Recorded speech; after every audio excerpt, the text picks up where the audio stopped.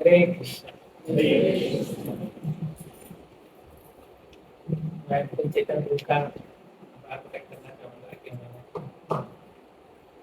मैंने धाम में निवास करने का शुभ अवसर दिया और साथ में आप सबकी सेवा करने का अवसर दिया।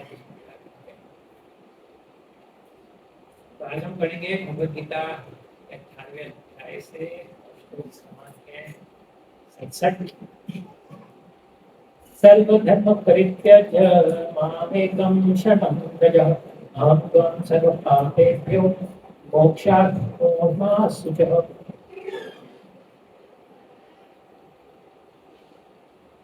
सर्वधर्म परित्यज्य मामेकं शरणं व्रज अहं त्वां सर्वपापेभ्यो मोक्षयिष्यामि मा शुचः। प्रभुपाद जी शब्दार्थ बताते हैं। सर्वधर्मान समस्त प्रकार के धर्म परित्यज्य त्याग कर मां मेरी एकम एकमात्र शरणम शरणम में व्रज जाओ अहम मैं त्वाम तुमको सर्व समस्त पापेभ्यो पापों से मोक्ष विषयामि उद्धार करूंगा मां मत शुचः चिंता करो। समस्त प्रकार के धर्मों का परित्याग करो और मेरी शरण में आओ। मैं समस्त पापों से हमारा उद्धार करूंगा, डरो मत। तात्पर्य भगवान ने अनेक प्रकार के ज्ञान तथा धर्म की विधियां बताई हैं। परम ब्रह्म का ज्ञान, परमात्मा का ज्ञान, अनेक प्रकार के आश्रमों तथा वर्णों का, संन्यास का ज्ञान, अनासक्ति, इंद्रिय तथा मन का संयम, ध्यान आदि का ज्ञान।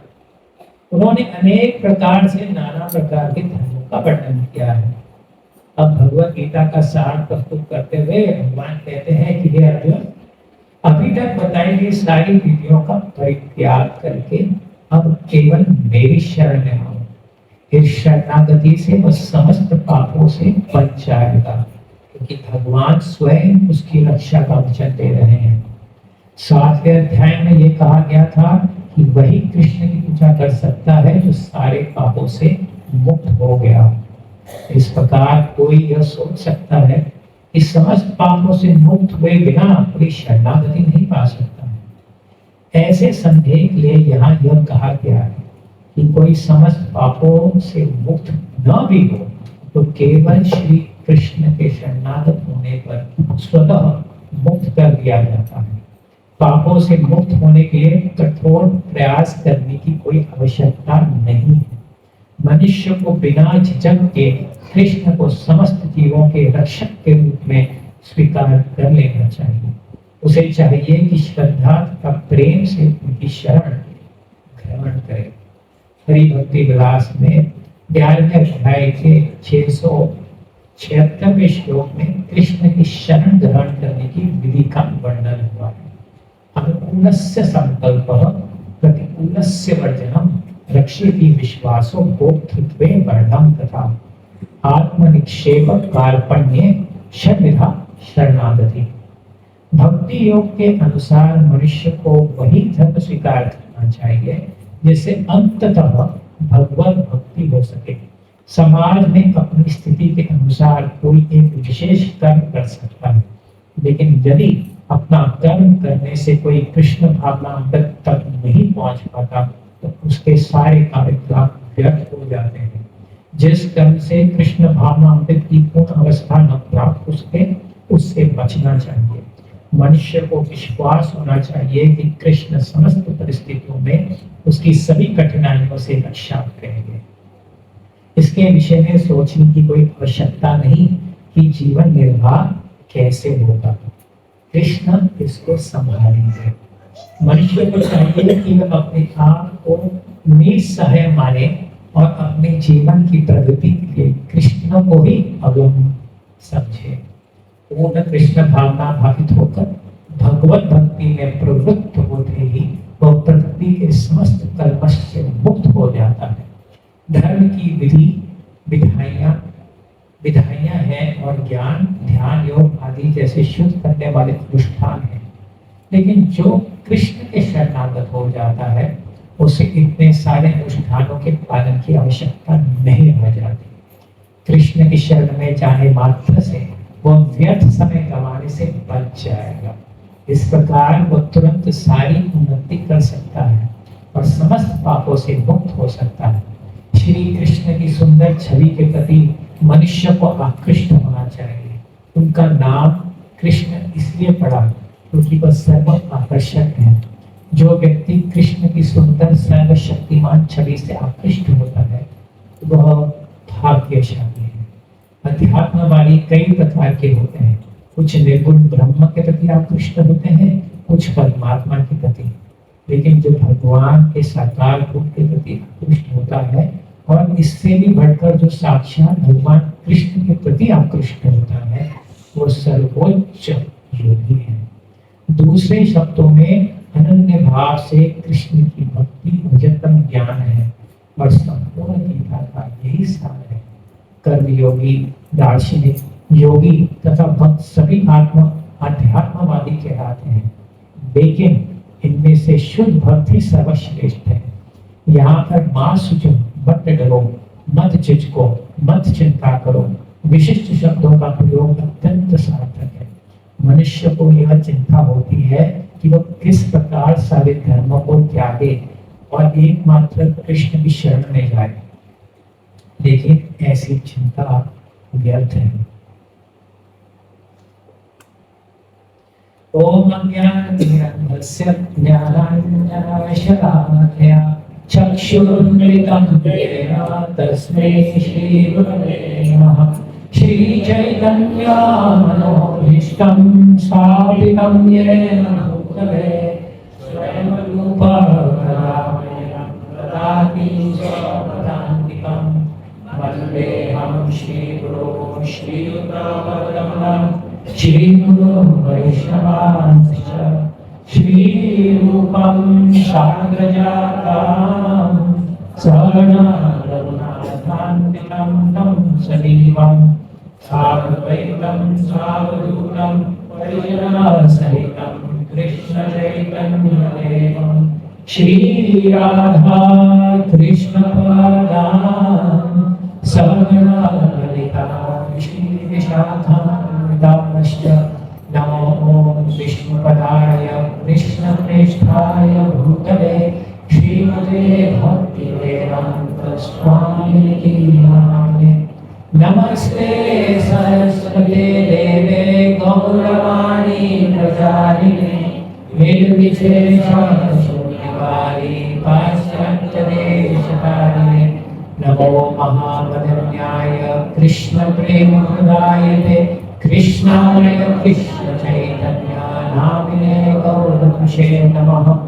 हे कृष्णा करुणा सिंधो दीनबन्धो जगत्पते गोपेश गोपिकान्त राधाकान्त नमोस्तुते।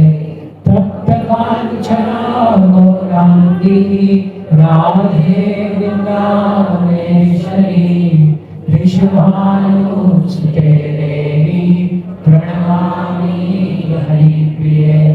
वाञ्छाकल्पतरुभ्यश्च कृपा सिन्धुभ्येव च पतितानां पावनेभ्यो वैष्णवेभ्यो नमो नमः। जय श्री कृष्ण चैतन्य प्रभु नित्यानंद श्री अद्वैत गदाधर शिवासादि गौरभक्तवृंद। हरे कृष्णा कृष्णा कृष्णा हरे हरे हरे राम राम राम हरे हरे। हरे कृष्णा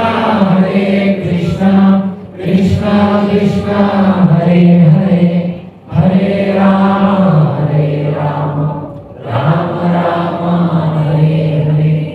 हरे कृष्णा कृष्णा कृष्णा हरे हरे हरे राम राम राम हरे हरे।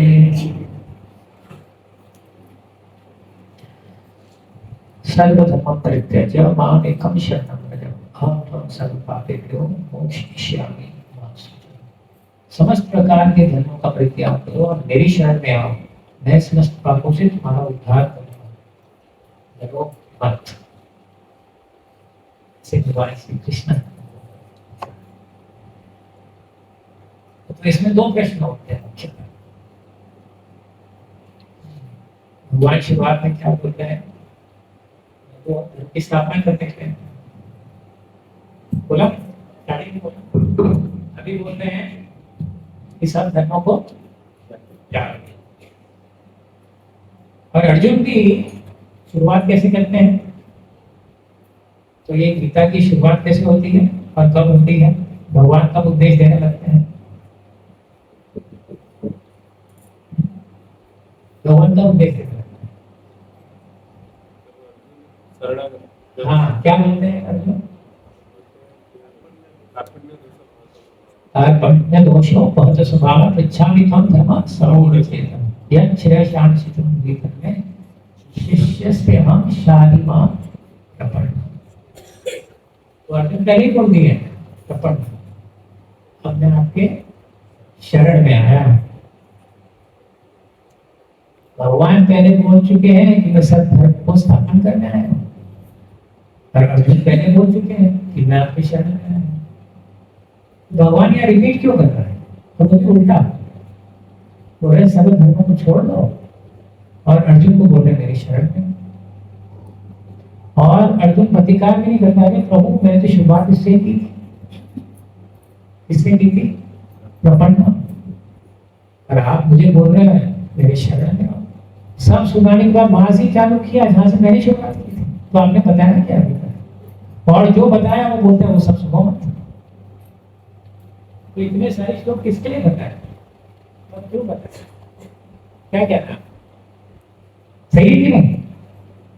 शरण में तो पहले आ गए थे, और भगवान बोल रहे हैं सब छोड़ के मेरे शरण में। और धर्म बताया, बोले मैं धर्म स्थापना करने के लिए आए, और बोले सर्व धर्म परित्यज्य। तो इतने बीच में जो चर्चा की वो क्यों की, जब यही बोलना था। तो प्रभुपाद जी स्पष्ट करें, प्रभुपाद जी स्पष्ट करें। लेकिन हम एक ही चीज पे फोकस करें, बोलते आज क्या टॉपिक करना है, टॉपिक है शरणागति। तो बात सही है कि अर्जुन बोलते हैं शिष्य से हम शालिमां त्वां प्रपन्नम्। मेरा फेवरेट टॉपिक है आजकल 2-3 महीने से। लेकिन कुछ लोग बारी एक श्लोक वाली है। संजय क्या बोलते हैं, संजय उवाच एवं उक्त्वा ऋषिकेशं गुडाकेशं परन्तपः न योत्स्यति गोविन्दम् उक्त्वा कृष्णं भगोभाः। संजय धृतराष्ट्र को बोलते हैं अर्जुन बोले मैं आपके शरण में तो आ गया हूं, लेकिन अब गोविंद मैं युद्ध नहीं करूंगा। पंचों की राय सर माथे पे, लेकिन नारा वही है,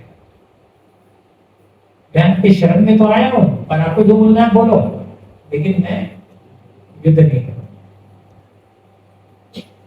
तो ये शरण हो गई, शरण हो गई नहीं। इसके विपरीत यहां जब भगवान बोल रहे हैं कि माम एकम शरणम व्रज, 66 श्लोक में बोलते हैं। कुछ श्लोक 73 में अर्जुन क्या बोलते हैं, नष्ट मोह स्मृति लब्धा तत्प्रसादं मया उच्युतः स्वमेस्मि तत् संदेह कनिषे वचनम तव। प्रभु आपसे जो सुनना था मैंने सुन लिया, अभी आप जो करेंगे वो मैं करने को तैयार हूं। पहले क्या बोला था कि मैं आपके शरण में आ गया हूं, लेकिन मैं युद्ध तो नहीं। अभी क्या बोल रहे हैं, जब अभी कृष्ण ने बोला कि मेरे शरण में आओ, तो भगवान अर्जुन क्या बोल रहे हैं, आपसे जो सुनना था उससे जो मेरी गति भ्रम हो गई थी, स्मृति मेरी घूम गई थी, ढक गई थी, वो वापस आ गया, मेरा मोह नष्ट हो गया है। अभी आप जो बोलेंगे मैं करने को तैयार। आप बोलेंगे युद्ध करो तो मैं युद्ध करूंगा, आप बोलेंगे युद्ध मत करो तो मैं युद्ध नहीं करूंगा। ये सब जब चर्चा होती है तो अर्जुन ये, इसमें पहले अध्याय का नाम क्या है? विषाद योग। विषाद से योग हो रहा है, किससे? कृष्ण से। डिप्रेशन के कारण, लेमेंटेशन के कारण भगवान से वो जुड़ रहे हैं, इसलिए उसको विषाद योग कहा गया है। यह श्लोक में कार्पण्य दोषों बहुत स्वभाव है। भगवान कह रहे हैं अरे कार्पण्य है, मैसरली कृपण, जिसके पास बहुत कुछ हो और वो कुछ देने को तैयार नहीं हो, उसे कृपण कहते हैं। ब्राह्मण उसके विपरीत होता है, उदार होता है। उसके पास कुछ ना हो फिर भी कोई मांगने को आए तो वो दे देता है, जो उसके हिस्से का होता है वो भी दे देता है। तब वो नहीं बोलता ईशावास्य अरे ये तो मेरे होता है, मैं कहां से दे दूं? वो उदार होता है, चले। लेकिन कृपण कौन होता है? जिसके पास है फिर भी वो देने को तैयार नहीं है। तो इसलिए भगवान ने कार्पण्य दोषों बहुत स्वभाव, लेकिन कृपण जैसे व्यवहार कर रहे हो तुम अर्जुन। और उससे कुछ श्लोक पहले तात्पर्य में कि वैष्णव होने के कारण अर्जुन का हृदय करुणा से भर गया था, इसलिए वो युद्ध नहीं करना चाहता था। और यहां लिख रहे हैं कृपण, भगवान बोल रहे हैं कृपण। इससे पहले उसे बोल चुके क्लैप्यम, हिजड़े हो तुम, गाली भी दे चुके हैं उसको, कृपण भी बोल चुके हैं। तो क्या है अर्जुन? वैष्णव है कि कृपण है? कौन है? वैष्णव है तो फिर कृपण क्यों बोल रहे हैं, क्लैप्यम क्यों बोल रहे हैं? तो गाली गलौज कर सकते हैं ना आपस में। क्यों बोल रहे हैं? तो अर्जुन है वैष्णव। अरे क्लैप्यम, कृपण, अर्जुन कुछ दिन पहले ही विराट के युद्ध में अकेले ये सब योद्धाओं को हरा के आए हैं अर्जुन। तब तो कृष्ण भी नहीं थे, अकेले थे, सारथी भी भाग गए थे। अकेले उन्होंने भीष्मदेव, द्रोणाचार्य, कृपाचार्य, दुर्योधन, कर्ण, द्रोणाचार्य, दुर्योधन, सबको अकेले ही परास्त कर दिया था विराट के युद्ध में कुछ दिन पहले ही। और अभी तो स्वयं कृष्ण उनके साथ हैं। कृष्ण ही नहीं, चारों पांडव भी उनके साथ है, पूरी सेना भी उनके साथ है, 7 अक्षौहिणी सेना है, वही योद्धा तो सामने खड़े हैं। और स्वयं हनुमान जी उनके झंडे पे विराजमान है। तो क्या ये अर्जुन अभी परास्त नहीं कर सकते? कुछ दिन पहले परास्त किया है, क्या वो डर जाएंगे? वो ऊपर है, उनके हाथ से गाड़ी फिसल रहा है, क्योंकि अर्जुन शुद्ध भक्त भी एक्चुअली वो शुद्ध भक्त है और कुछ नहीं है। इसलिए जब भक्त को सेवा दी जाती है तो उसके मन में 2 विचार आते हैं, मैं इसके योग्य नहीं हूं और ना ही मेरे में बल है। गोपाल लिखते हैं मैं इसके योग्य नहीं हूं और ना ही मेरे में बल है। जब हमको कोई सेवा मिलती है हमको लगता है कि मैं इस तरह कर सकता हूँ, थोड़ी देते नहीं सेवा, इससे अच्छा तो मैं कर लूंगा। क्यों? है ना? सही है कि नहीं? माता जी कुकिंग बराबर नहीं करते हैं, मैं अच्छा करता हूँ। अरे हाथ भी कैसा टेढ़ा मेढ़ा बना दिया है। लेकिन यहाँ अर्जुन जो इन सब योद्धाओं को परास्त करके आए हैं वो सोच रहे हैं मैं ये युद्ध कैसे करूं और मैं क्यों करूं, किसके लिए करूं? ये सब तो मैंने सोच जाना है। तो दोनों चीजें, उनका जो दुख है क्योंकि वो शुद्ध वैष्णव है उसके कारण भी है, और क्योंकि भगवान की इच्छा थी उनके द्वारा वो हम सबको सिखाना चाहते थे, इसलिए वो अर्जुन को शक्ति देते हैं अपने माया शक्ति से। और इसलिए अर्जुन सोच लगते हैं ये तो मेरे स्वजन है, इनको मैं क्यों मारूं? और दुर्योधन राज्य कर तो रहे हैं, उनके राज्य में सब संतुष्ट भी है, ऐसा तो नहीं कि कुछ अराजकता फैली हुई है, क्योंकि दुर्योधन बहुत चतुर राजा थे। ऐसा नहीं था कि वो परेशान कर रहे थे, उनको बराबर पता था किसको क्या देना है, कितना देना है और कब देना है। उनके राज्य में संतुष्ट है, अराजकता नहीं थी, पब्लिक डिमांड नहीं थी कि अरे इसको हटाओ कर दे, लेकिन भगवान की इच्छा, क्योंकि वो जो कर रहे थे वो धर्म के अनुसार नहीं कर रहे थे। भगवान की जय,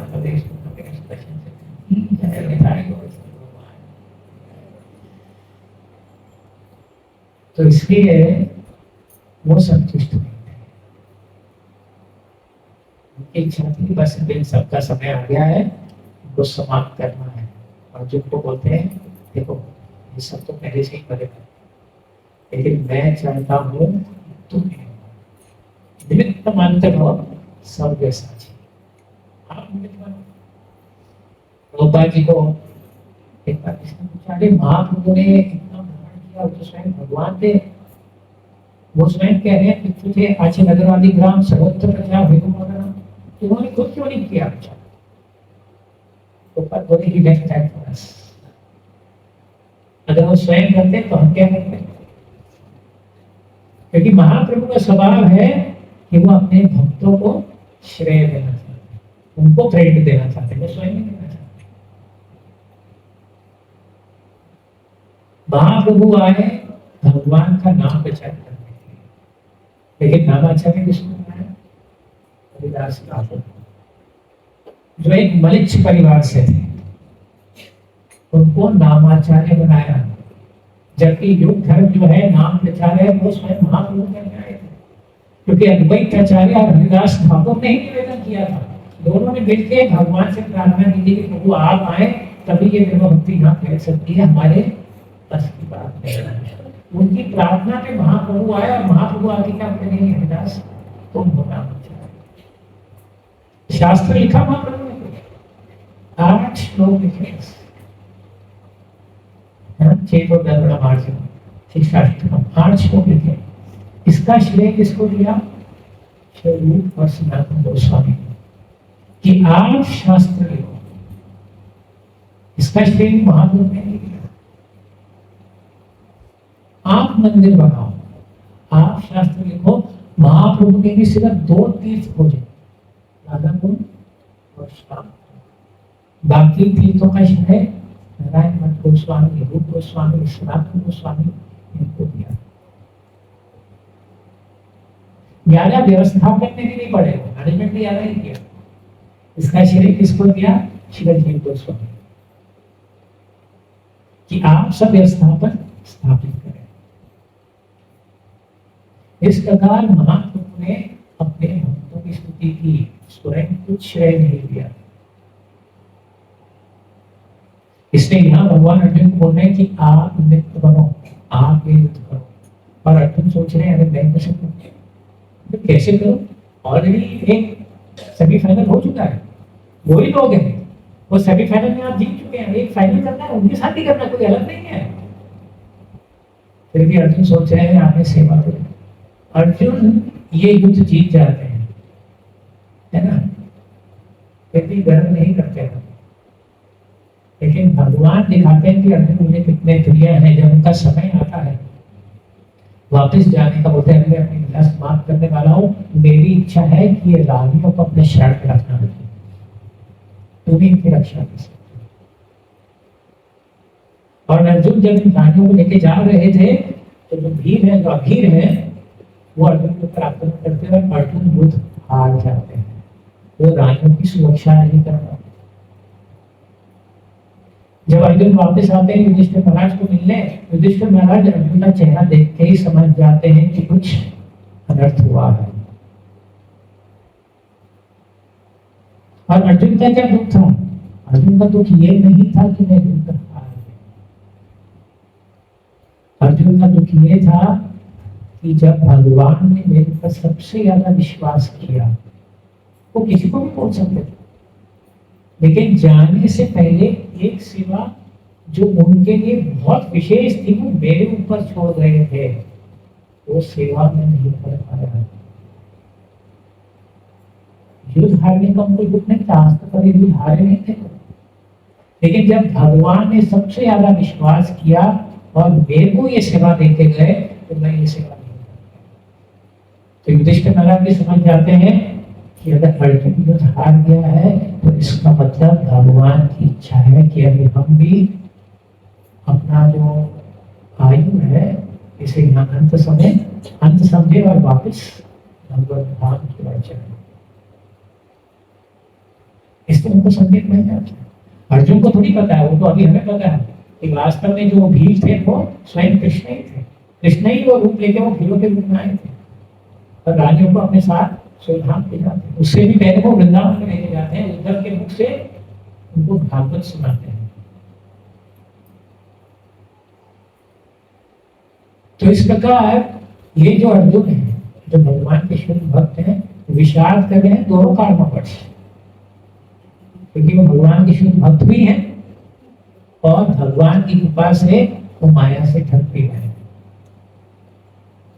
वो इसलिए ढके हैं ताकि हम उससे शिक्षा दें कि कैसे हम इस माया को पार कर सकते हैं। और इसके लिए भगवान अलग अलग धर्मों की विवेचना करते हैं, कर्म योग की, ध्यान योग की, अष्टांग योग की, संन्यास का धर्म क्या है, गृहस्थ का धर्म क्या है, सब धर्मों की विवेचना करते हैं, सबके बारे में विस्तारित रूप से समझाते हैं। लेकिन अंत में वो क्या कहना चाहते हैं, सब धर्मों का उद्देश्य क्या, सवे पुंसा परो धर्म तो भक्ति अभोक्ष्य की अप्रतिहता तेरात्मा सुप्रसिद्धि। एक बार श्री प्रभुपाद अपने शिष्यों के साथ जो है प्रातःकालीन समय निकले और चर्चा करते हैं, पूछते हैं आपको कैसे पता लगेगा कि आप गीता के श्लोकों का सही तरह से पालन कर रहे हो। सबने बोला ये सब प्रमाण है, भगवान ने स्वयं कहा है, हम उसका पालन करेंगे तो जीवन सफल होगा। अलग अलग श्लोक बोलते हैं। तो बात बोले यह आत्मा सुप्रसिद्धि, आप संतुष्ट रहे।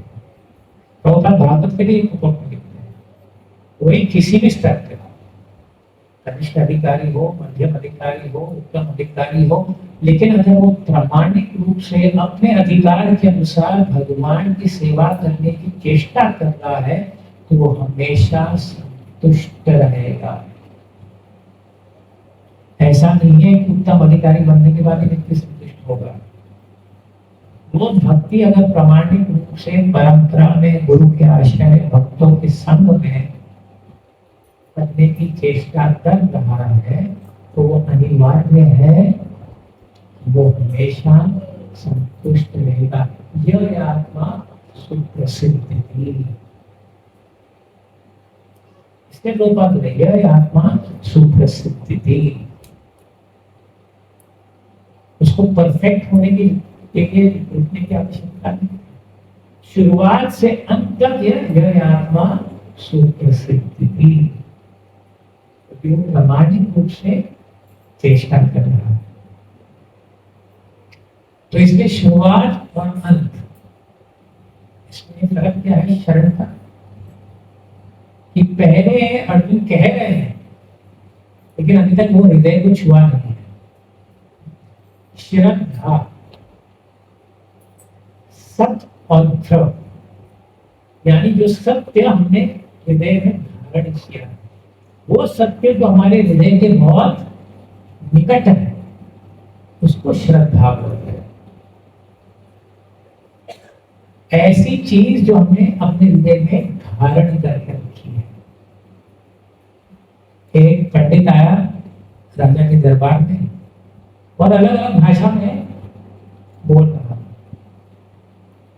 अच्छा बोलो, इतने भाषाओं में ये निपुण है, लेकिन इसकी मूल भाषा क्या है? पंडित बोला, देखो ये मेरा प्रश्न आपसे, मैं तो इतने भाषा में बोल, अभी आप बताओ कि मेरी मूल भाषा क्या है। तो राजा जो है अपने मंत्री की ओर देखे, मंत्री बोला, उसको बोला थोड़ा समय देना, बताते।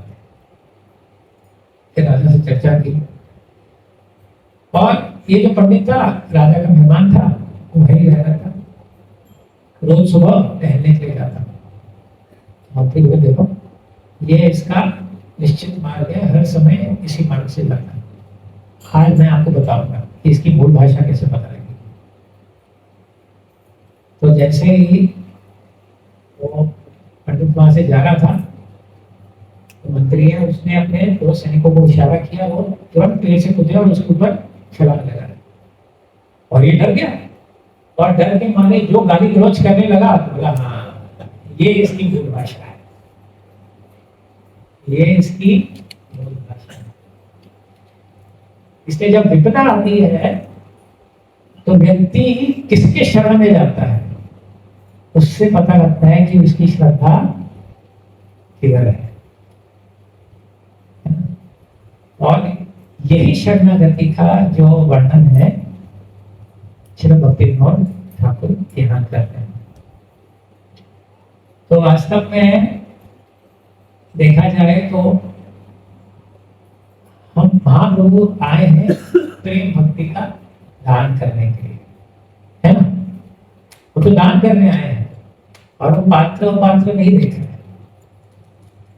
लेकिन वो दान धारण करने के लिए हमें कोई योग्यता हमको नहीं चाहिए, वो नहीं देख रहे, वो अलग बात है। जैसे अगर आप मटका लेके जाते हैं और उसमें दूध भी मिलता है, आप अगर मटके में छेड़े तो क्या होगा, सारा दूध बहते रहेगा।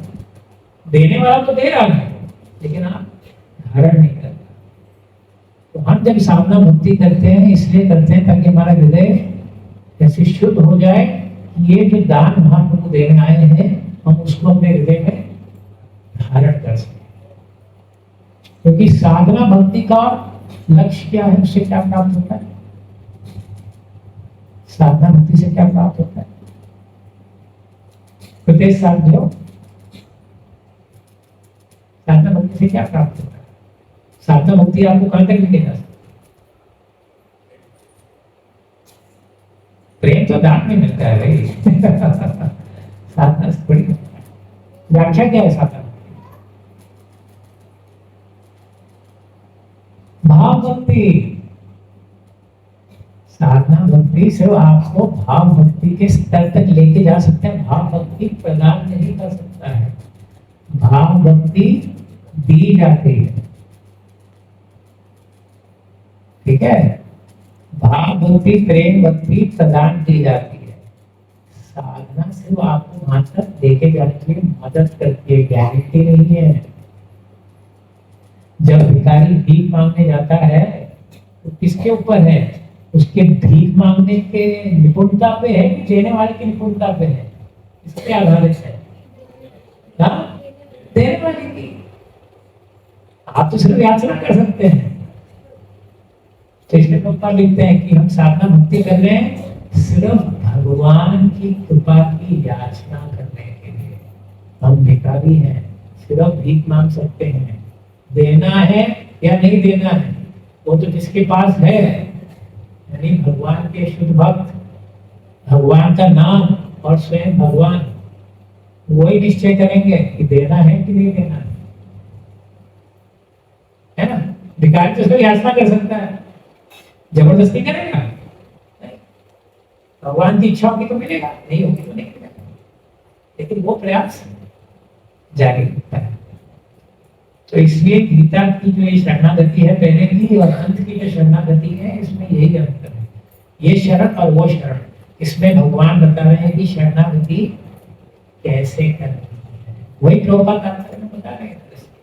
क्या क्या व्याख्या दी उन्होंने, अनुकूलस्य संकल्प प्रतिकूलस्य वर्जनम। भक्तिविनोद ठाकुर भी यही कहते हैं, श्री कृष्ण चैतन्य प्रभु जीवे दया कोरी,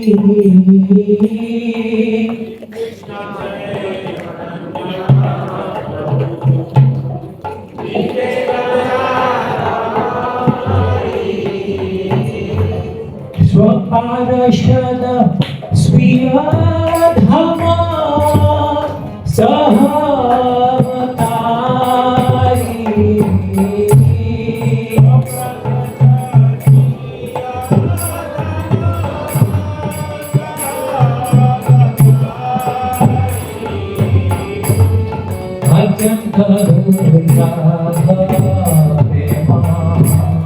कोई बारदान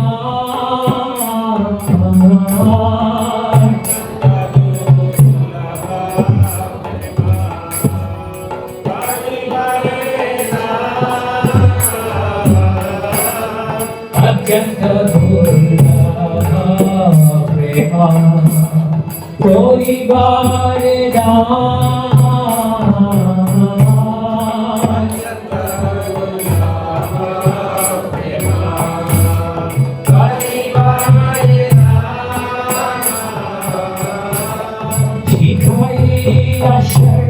शरणागति भक्तेर प्राण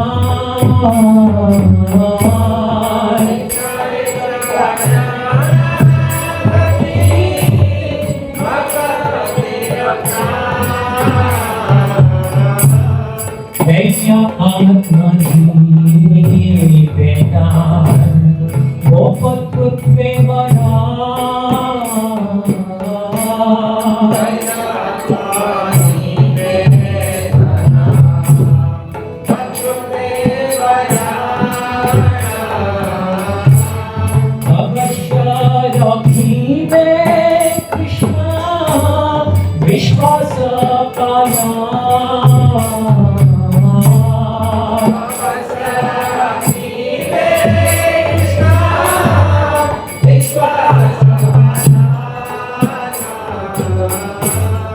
भक्ति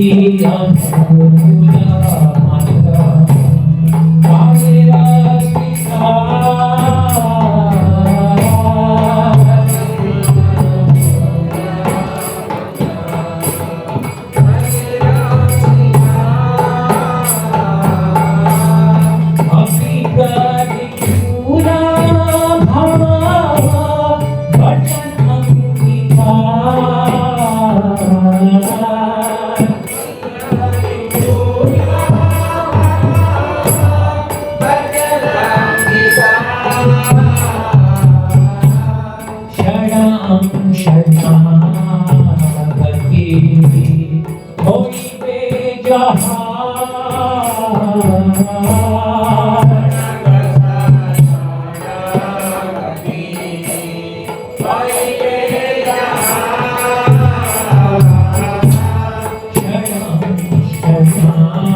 शरणागति होई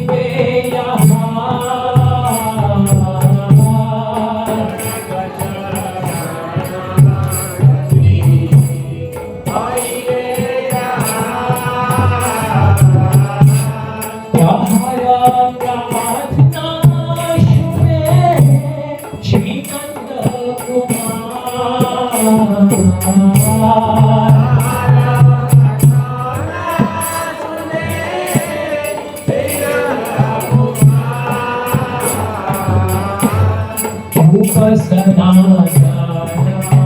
परे दत्ते न कोई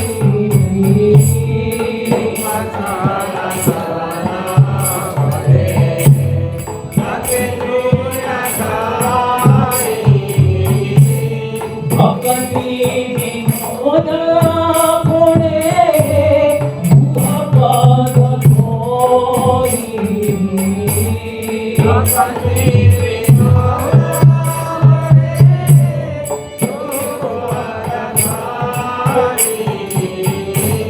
कानिया कानिया बोले हामी तो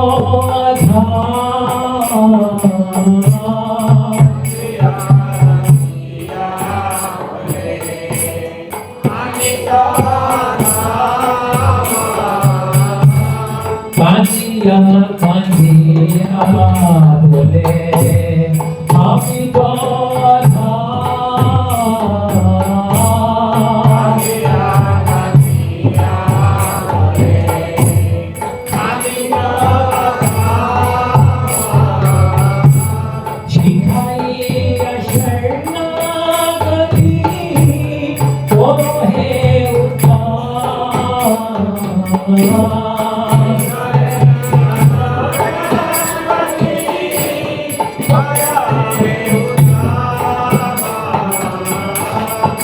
Krishna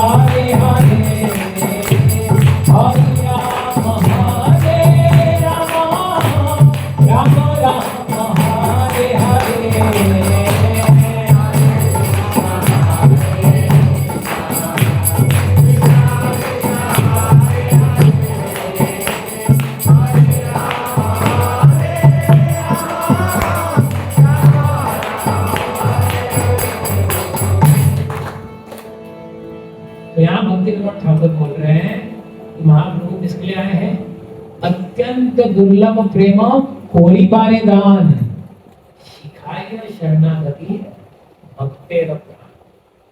तो दान वो करना है किसका? प्रेम। लेकिन क्या सिखा रहे हैं? ये प्रेम कैसे प्राप्त करना है? शरणागति। इसलिए गीता में जो पूरे अध्याय हैं वो यही सिखा रहे हैं कि कैसे शरणागति को प्राप्त करना है। लेकिन भक्ति विनोद ठाकुर बहुत सरल तरीके से हमें बताते हैं। और प्रभुपाद जी को कोई लिखते हैं अनुकूलस्य संकल्प प्रतिकूलस्य वर्जनम, वो रक्षिति विश्वासो वो वर्णम तथा आत्मनिवेदन दैन्य षड्भी भक्ति शरण, षड्भी विधि शरणागति। तो इसलिए और एक जो इम्पोर्टेंट है न्याय भक्ति विनोद ठाकुर के षडंग शरणागति होइबे आहार तहार प्रार्थना सुने। आप प्रार्थना करते हैं ना भगवान से, भगवान सुन रहे हैं कि नहीं? कैसे सुन रहे हैं? तो यहाँ भक्ति विनोद ठाकुर क्या कह रहे हैं?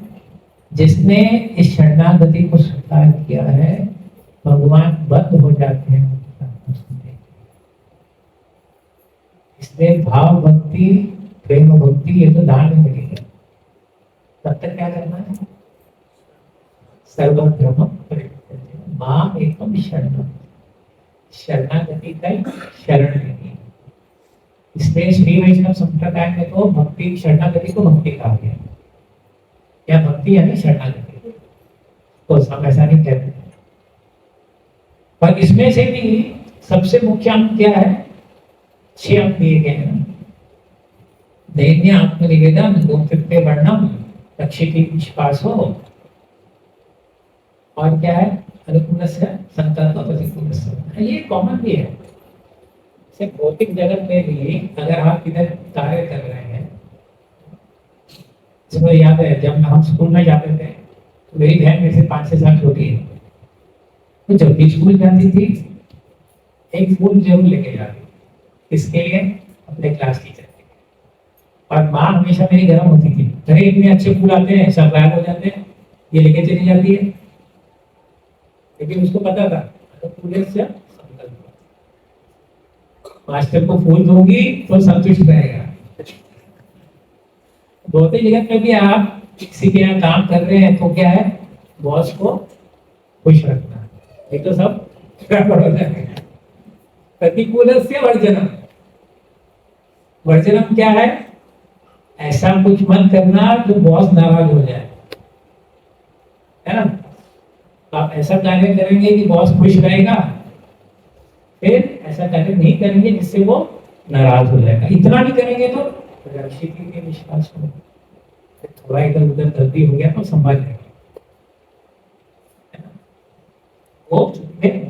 ये सबसे इम्पोर्टेंट गोप सकते वर्णन। इसलिए जी को स्वामी स्पष्ट करते हैं कि शरणागति का जो मुख्य अंग है वो गोप से वर्णन करता है कि वो मेरा पालन करेंगे। इसलिए प्रभुपाद को लिखते हैं one need not unnecessarily struggle for keeping his body and soul together. Krishna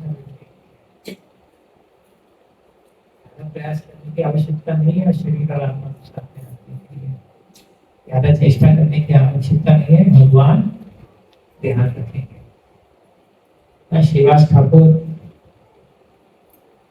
के घर में एक बार जब महाप्रभु आए तो बोले श्रीवास कीर्तन करते हो, भगवान का नाम लेते हो, वैष्णव की सेवा करते हो, घर गृहस्थी कैसे चला रहे हो?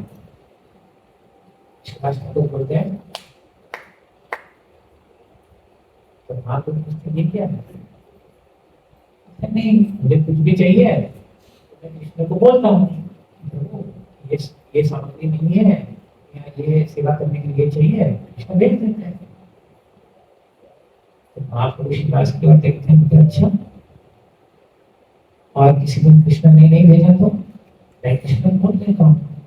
अगर मैंने 3 बारी ताली बजाई और तब तक जो मुझे चाहिए वो मुझे नहीं मिलेगा तो मैं गंगा में जाके महाप्रभु देखते हैं तो फिर श्रीवास लक्ष्मी जी एक बारी कंगाल हो सकती है लेकिन तुम्हारे घर में कभी भी किसी चीज की कमी नहीं होगी। आपको नकल मत करना, नहीं तो आपको बोलना पड़ेगा। क्योंकि वो शरणागत है, भगवान के शरणागत है। तो जितनी अपनी शक्ति है उसके अनुसार चेष्टा करनी चाहिए, लेकिन अति प्रयास नहीं करना चाहिए। प्रयास करना चाहिए लेकिन अति प्रयास नहीं करना चाहिए। हर एक के लिए वो अलग अलग स्तर, उसके स्तर के अनुसार होता है। इसलिए विराट गोस्वामी श्रद्धा शब्द करे सुदृढ़ निश्चय, कृष्ण सर्व कर्म कोय, कृष्ण भक्ति कोय सर्व कर्म कृत होय।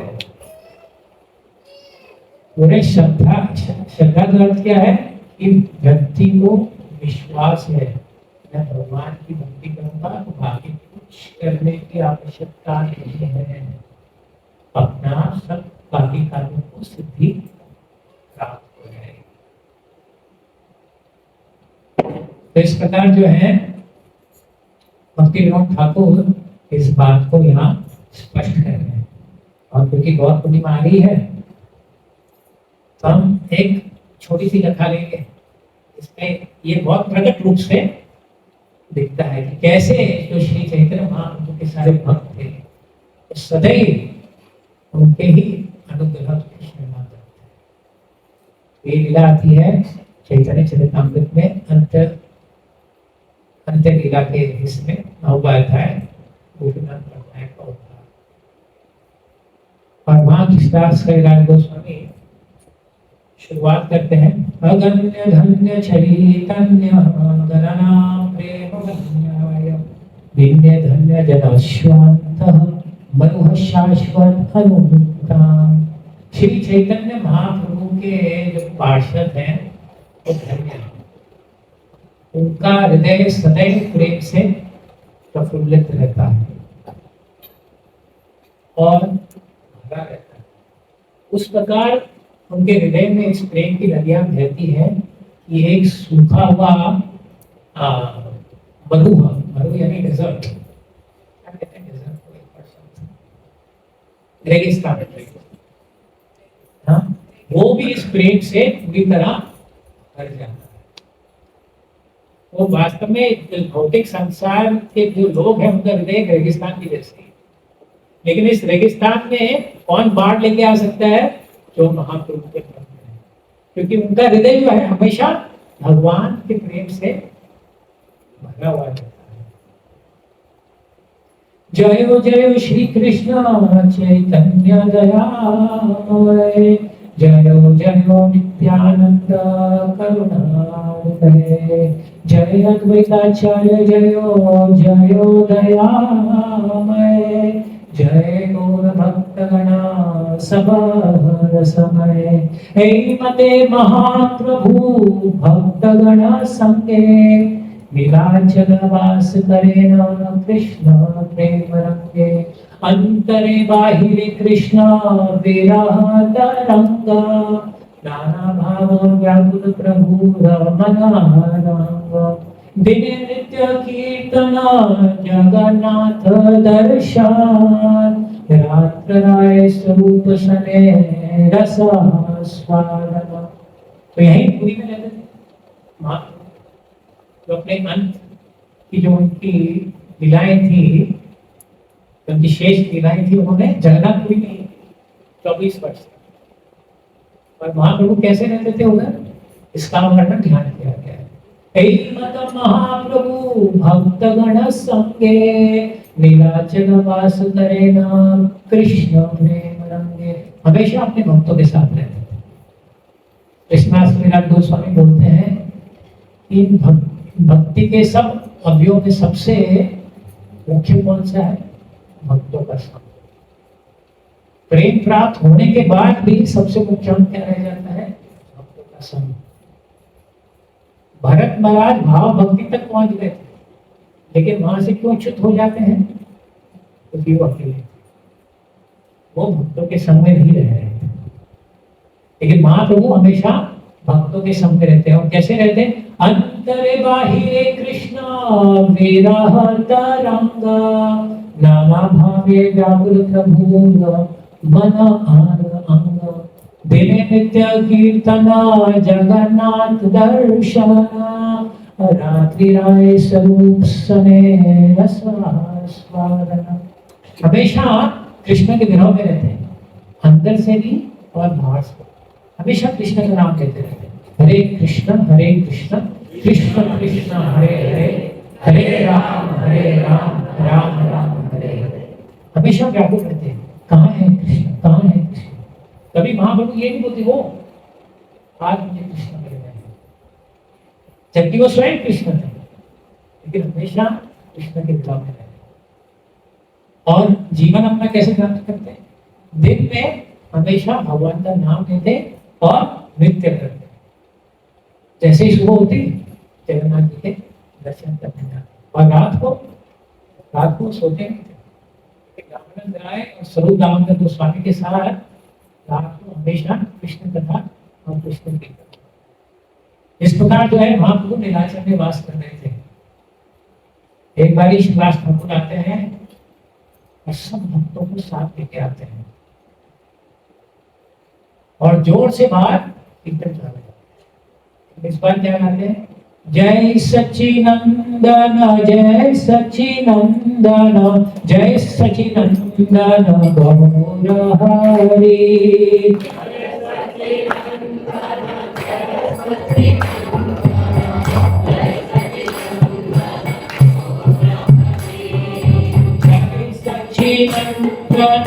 जय सच्चिनंदन जय सच्चिनंदन गौर हरि।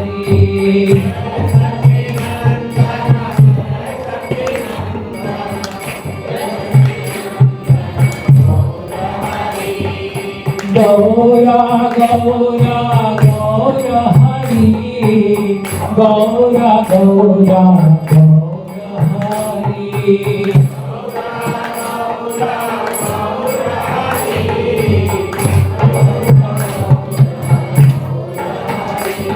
जय सच्चिनंदन जय सच्चिनंदन जय सच्चिनंदन गौर हरि।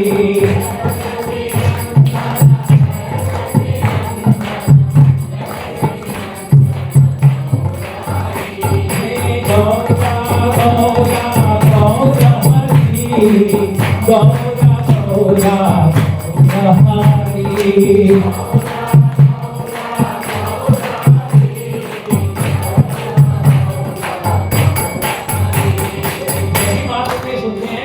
विष्णु विष्णु विष्णु। अरे जीव कभी भगवान नहीं बन सकता, ये क्या कर रहे हो? महाप्रभु बोलते हैं कि क्या कर रहे हो, कृष्ण का नाम छोड़ के तुम क्या बोल रहे हो? और फिर श्रीवास ठाकुर ऐसे ऐसे करने लगे। तो महाप्रभु देखते हैं इसका क्या मतलब। श्रीवास ठाकुर बोलते हैं कभी हाथ से सूर्य को ढका जा सकता है? आप कितना भी बोले लेकिन हम सब जानते हैं कि आप कौन हैं।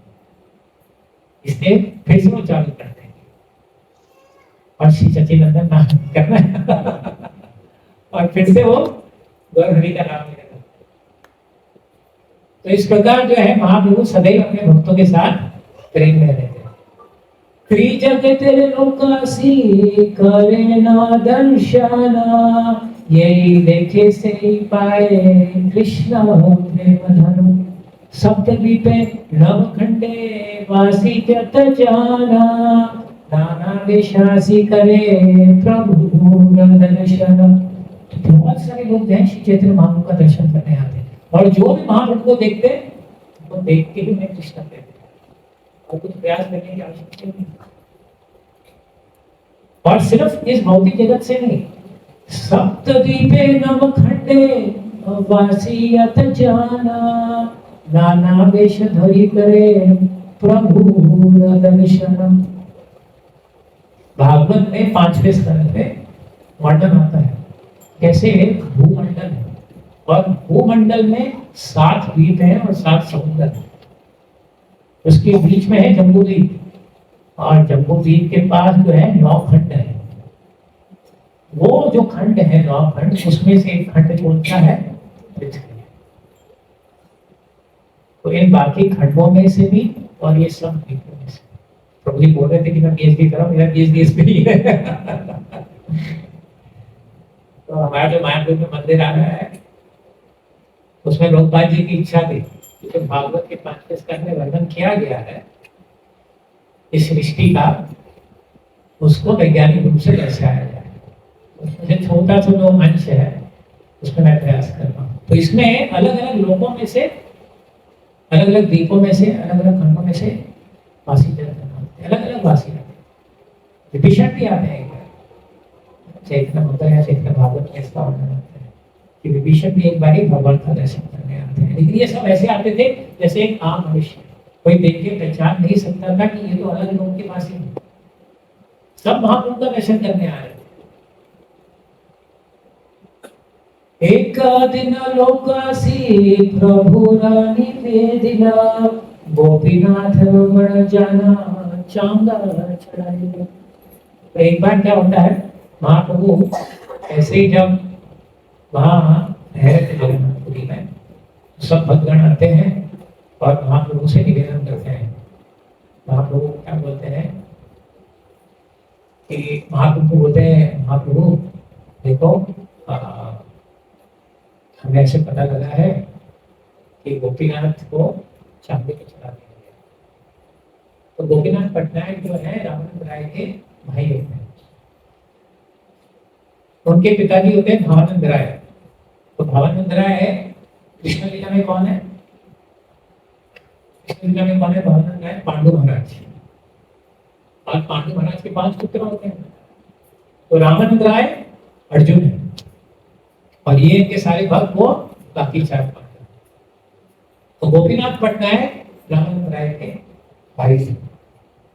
तो सब आके बोलते हैं कि तारे खड्गपति तारे ऊपरे दरीबे, प्रभु रक्षा करे नयबे तबे निस्तारिबे। तो बड़े जो बड़ा जाना है, यानी जो बड़ा राजकुमार है, उसने आदेश दिया है कि गोपीनाथ पटनायक को चांदी पे चढ़ाए। चांदा क्या होता था? नीचे ऐसे तलवारें रखी होती थी, उल्टी सीधी ऐसे मतलब कैसे। और जो व्यक्ति है जिसको सजा सुनाई जानी होती है उसको ऊपर चढ़ाया जाता था। और जैसे ही राजा या राजकुमार आदेश देता तो उसको ऊपर से सीधा उन तलवारों के ऊपर फेंक दिया जाता। तो इस प्रकार गोपीनाथ पटनायक को बड़ा जाना ने सजा दी थी। स्वंश तुम्हारे सेवक भावानंद राय, तार पुत्र तुम्हारे सेवक राखी ते राय। तो बोले अरे पूरा भावानंद राय उसका पूरा परिवार वो आपके सेवक है, अगर आप उन्हें नहीं बचाएंगे तो उन्हें कौन बचाएगा? तो श्री चैतन्य महाप्रभु बोलते हैं, प्रभु कहे राजा के नाम करे ताड़ना, तबे से लोग कहे सब विवरण। गोपीनाथ पटनायक रामानंद भाई, सर्वकाल होते राज विषय। तो बोले आप बोले क्यों चाहते हैं उसको? राजकुमार ने राजा ने सब कुछ भेज दिया। तो सब बोलने लगते हैं अरे गोपीनाथ पटनायक जो है वो तो एक खजांची है राजा के दरबार में। माल जाठ्य दंड पाटे तार अधिकार, शादी पड़ी आदि द्रव्य दिन राजद्वार। पास में एक क्षेत्र है जिसका नाम है मालजाठ्य दंडापाट, और वहां के जितने भी लोग हैं उनसे वो कर लेते हैं और जो कर इकट्ठा होता है वो कार्य है वो राजा। लेकिन ऐसे करते करते अभी उनके ऊपर हो गया कर्ज, क्योंकि उन्होंने राजा को जो भी कर इकट्ठा किया था वापस नहीं किया। तो 2 लाख कहना का उनके ऊपर कर्ज हो गया। तो राजकुमार ने बोला पैसे किधर है?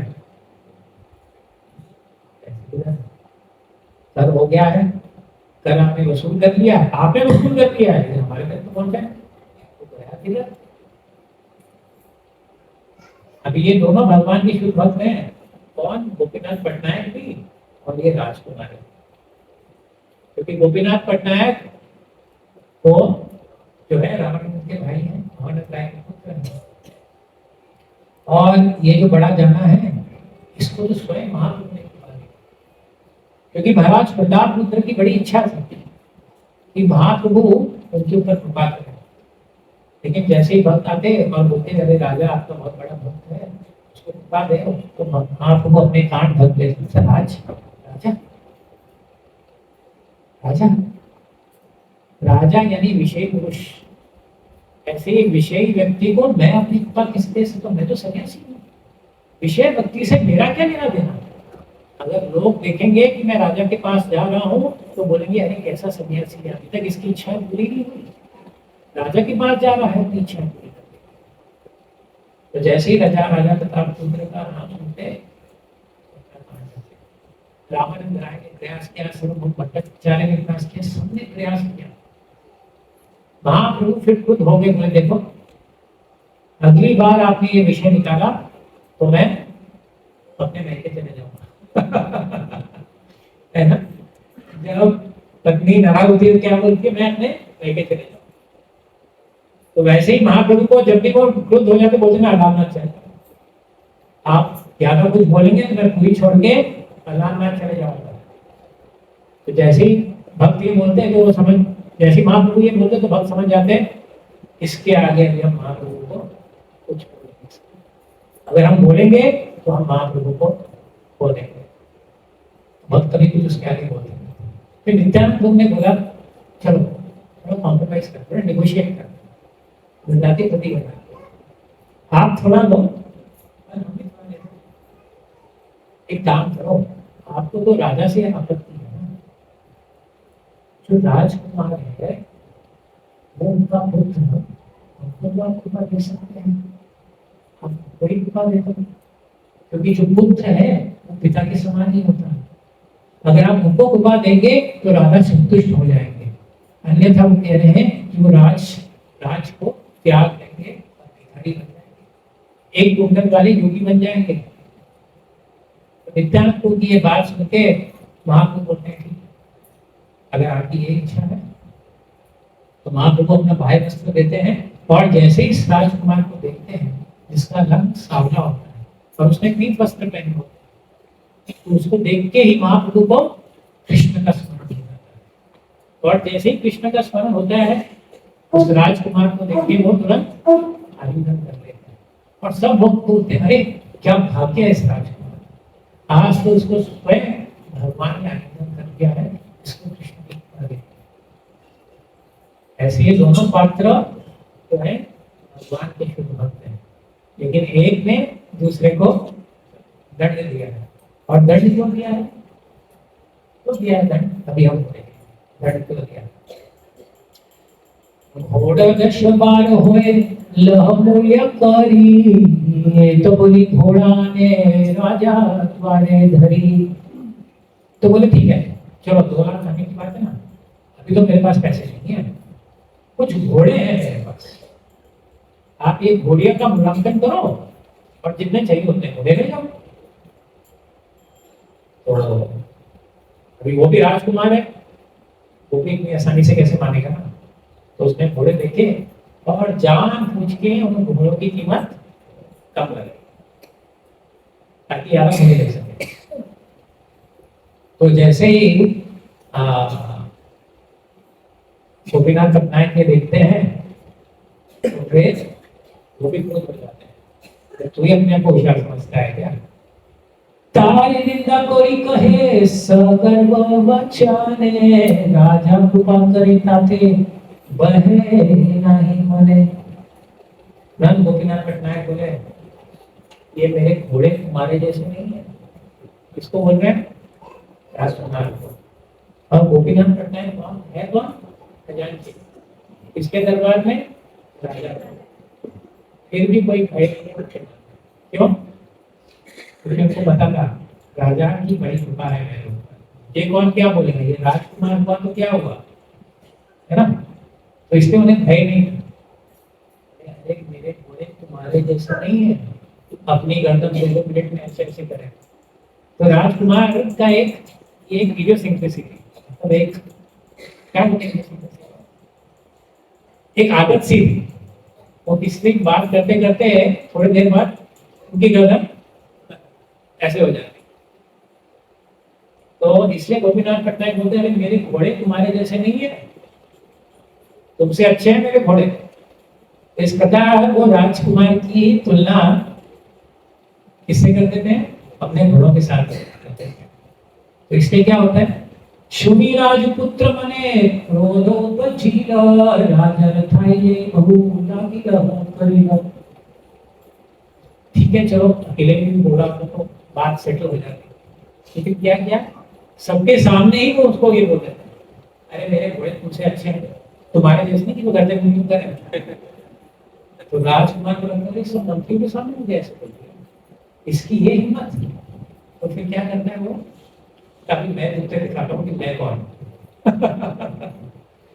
मैं तो राजकुमार ही ना। तो क्या करता है? कुछ तो झूठे मोटे आरोप गोपीनाथ पटनायक के खिलाफ करा देता है। तो बोलते ठीक है, अभी एक कारण तो मेरे पास है। क्या है? कि इसने जो टैक्स है वो मुझे अदा नहीं किया। तो ये तो सही कारण है, लेकिन मुझे पता है कि इससे ज्यादा कुछ होने नहीं वाला। अभी देखो मैं क्या। तो क्या करता है? बोलते हैं राजा बोले यही भाग से कर आए, ये उपाय कोई पाए कर से पाए। तो राजा के पास जाते बोलते उसको झूठा मोटा आरोप लगाते, तो फिर बोलते हैं कि यार ये पैसा नहीं भरा इसने। तो राजा क्या बोलते हैं? ठीक है, सही नहीं करना है ना, पटना है, तो जो तुम्हें ठीक लगता है वो करो और पैसे वसूल करो। तो बस राजकुमार ने राजा ने बोल दिया, राजा ने बोल दिया जो तुम्हें ठीक लगे तुम करो, लेकिन पैसे वसूल करो। जो ठीक लगेगा ना मैं वही करूँगा। तो क्या बोलता है? ओए राजा का फरमान है, चढ़ाओ इसको टांगे के ऊपर। ठीक है, और फिर गोपीनाथ पटनायक को ऊपर चढ़ा देते। शुनि प्रभु कहे किछु करी प्रणय रोष, राजा को विदिते नारे राजा रखी बड़ा दोष। तो महाप्रभु ये पूछे, और प्रेम स्नेह भी गुस्से में बोलते हैं। अब जब गोपीनाथ पटनायक राजा का पैसा नहीं दे रहा, तो क्या इसमें राजा का दोष है? राजा तो कोई दोष नहीं है। राजा बिरद साड़ी खाए नाही राजा भरे, धारी नौतर्य दिया करे नाना गए। अभी एक्चुअली प्रेम में गुस्से में बोलते हैं, इसको सच्चा नहीं लेना चाहिए, लेकिन क्या बोलते हैं महाप्रभु? देखो, एक तो राजा के तरफ से वो कर वसूल कर रहा है और पैसे का गोलमाल करता है, पैसे का गोलमाल करता है और तमाशा देखने जाता है। इस प्रकार से पैसे खराब कर रहा है ना वो। लेकिन ऐसा नहीं था कि गोपीनाथ ऐसा कर रहा है, लेकिन गुस्से से महाप्रभु बोल रहे हैं। फिर महाप्रभु यहाँ बोलते हैं कि ठीक है, वो राजा की सेवा कर रहा है, लेकिन ऐसे पैसे वो खराब कर नहीं सकता। जैसे ये बोल रहे थे, क्या होता है? हे न काले आर लोक आइला थाए, मानी नाता दिसवंशे लाएंगे न बंधाए। प्रभु कहे राजा अपने नेखार द्रव्य लइबो, हानि विरक्त से न सितारे की करिबो। तो महाप्रभु जब ये बोल रहे होते हैं तब एक और व्यक्ति अरे वाणीनाथ नायक को भी बंदी बना दिया गया है। वाणीनाथ भी गोपीनाथ पटनायक के भाई, वाणीनाथ को भी बंदी बना दिया है और राजकुमार ने उसको भी जेल में डाल दिया है। महाप्रभु बोलते हैं ये सब आप मुझे क्यों बता रहे हैं? गलती तो है गोपीनाथ पटनायक की। अब जब उसने राजा का पैसा नहीं दिया, और ऐसा नहीं है कि छोटी मोटी अमाउंट है, और आपको क्या लगता है? सब बोलते नहीं महाप्रभु, लेकिन वो आपके भक्त हैं, आप बोलेंगे वो बच जाएंगे। और सब भक्तों को महाप्रभु देखते हैं तो सब भक्त समझ जाते हैं कि महाप्रभु सुनने के वाले। तो सबरो दामोदर गोस्वामी जो है सारे भक्तों को लेके महाप्रभु के चरणों में ले जाते हैं। महाप्रभु रामानंद राय और उसका पूरा परिवार वो आपका भक्त है, वो खतरे में है। अगर आप इस प्रकार अपना व्यवहार दिखाएंगे तो उनको कौन बचाएगा? उनके तो कोई आशा ही नहीं। तो महाप्रभु बहुत खुश हो जाते, अरे मैं तो सन्यासी हूँ, विरक्त हूँ, अगर 10-12 खाने होते तो मैं नहीं मांग सकता, वो मेरा अधिकार है। 2 लाख कहा ना, किसके लिए मांगू और किस अधिकार से मांगू? मैं तो सन्यासी हूँ। गोपीनाथ पटनायक के लिए मैं जाके राजा से तथवास करूं, आपकी ये इच्छा है? तभी एक और व्यक्ति आते हैं और बोलते हैं महाप्रभु, हे काले आलोक आइला धाए खड़गे ऊपर गोपीनाथे दिति छे लगाए। बोले अरे उसको चढ़ा दिया होगा, बस अभी फेंकना ही बाकी है। शुभी प्रभु गण प्रभु रे करे अनुनय, प्रभु करे हानि भिक्षु हानि हति कुछुनाय। ताते रक्षा करिते यदि होय सबाय मने, सब मेरी जनथ जगन्नाथ चरणे। बोले देखो अभी आप मुझे कुछ बोलना, आप लोगों की अगर सही में इच्छा है कि गोपीनाथ पटनायक बच जाए तो जगन्नाथ जी के पास जाओ और उनसे प्रार्थना करो। ईश्वर जगन्नाथ यार हते सर्वर्थ, कर्तुम अकर्तुम अन्यथा करिते समर्थ। या यदि महाप्रभु एते को हीरा हरिचंदन पात्र राजा हीरा। जैसे महाप्रभु ये बोलते हैं कि जाओ जगन्नाथ जी के पास जाओ, उनसे प्रार्थना करो। अभी हमने क्या पढ़ा, किसकी प्रार्थना सुनते हैं? भगवान जिसने शरणागति को स्वीकार, प्रार्थना सुने जिसने भगवान की शरणागति को स्वीकार किया, उसकी ही प्रार्थना भगवान सुनते हैं। तो सब जो है जगन्नाथ जी के पास जाते हैं, बोले अरे है आप ही कुछ करिए। ऐसे ही सारे भक्त जगन्नाथ जी को प्रार्थना करते हैं। उस समय क्या होता है, हरिचंदन जो है इसको भी महाप्रभु की कृपा मिली थी भक्तों के द्वारा। एक बारी जब श्री चैतन्य महाप्रभु रथ यात्रा में अपने भक्तों के साथ संकीर्तन मंदिर में नृत्य कर रहे थे, तो सारे भक्त जो है महाप्रभु का नृत्य देख के एकदम आश्चर्य, और कोई भी अपने नेत्र महाप्रभु से ग्रहण नहीं करना चाहता, सब एक तक महाप्रभु को देख रहे थे। राजा की भी बड़ी इच्छा थी, लेकिन राजा के आगे श्रीवास पंडित खड़े थे, और श्रीवास पंडित आगे खड़े होने की वजह से वो महाप्रभु को नृत्य करते हुए नहीं देख पा रहे थे। और ये बात जो है हरिचंदन उनका मंत्री है, उनको समझ जाते, वो राजकुमार है, तो पीछे से वो श्रीवास पंडित को हल्के से इशारा करते हैं, और बातें हो जाओ, राजा दर्शन करना चाहते हैं। श्रीवास पंडित ध्यान नहीं देते, थोड़ी देर बाद फिर हरिचंदन करते हैं। अब श्रीवास पंडित को गुस्सा आ जाता है, इसकी हिम्मत, पीछे मुड़ते और एक खींच के लगाते हैं उसको।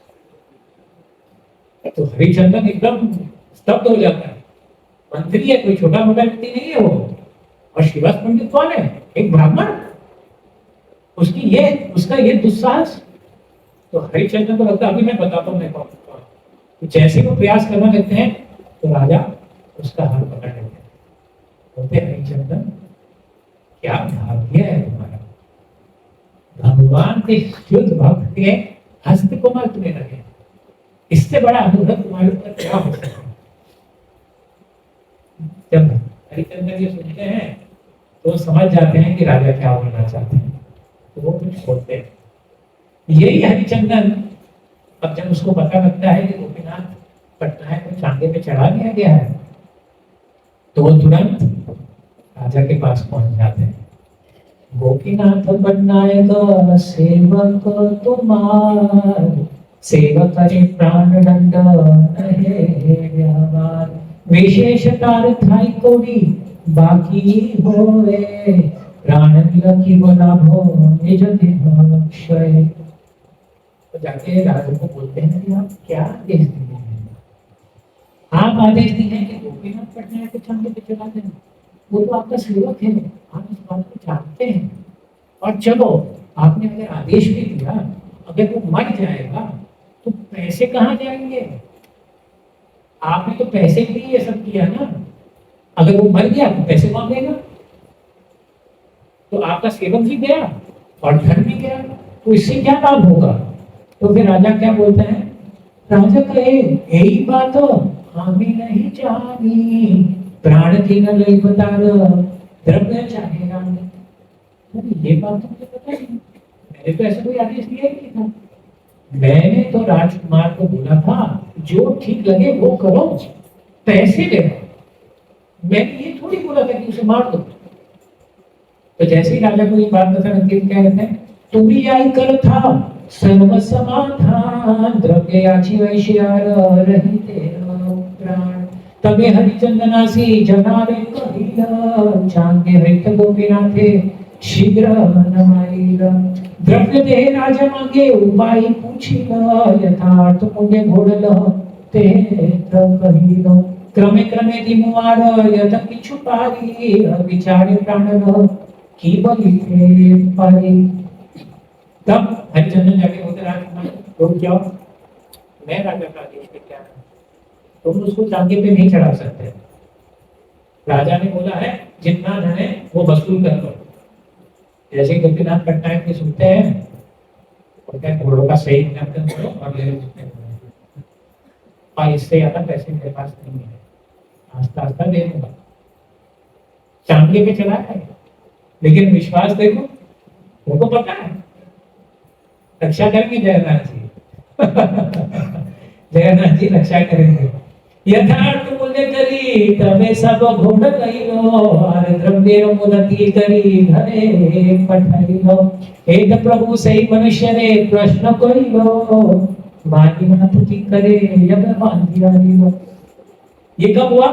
जैसे ही महाप्रभु बोलते देखो मेरे पास मत आओ, जगन्नाथ जी के साथ सामने जाके प्रार्थना करो, वो जो है असंभव को भी संभव कर सकते हैं और संभव को भी असंभव कर सकते हैं, उनकी जो इच्छा है। जैसे ही भक्त प्रार्थना करते हैं, जगन्नाथ जी हरिचंद्र को वहां भेज देते हैं और हरिचंद्र सारा मामला सुनता है। एक महाप्रभु क्या पूछते हैं? महाप्रभु बोलते वो सब ठीक है, वाणीनाथ क्या कर रहा था? उसको तो जेल में डाला था ना। मैं ये सुनना चाहता हूँ कि वाणीनाथ क्या कर रहा था।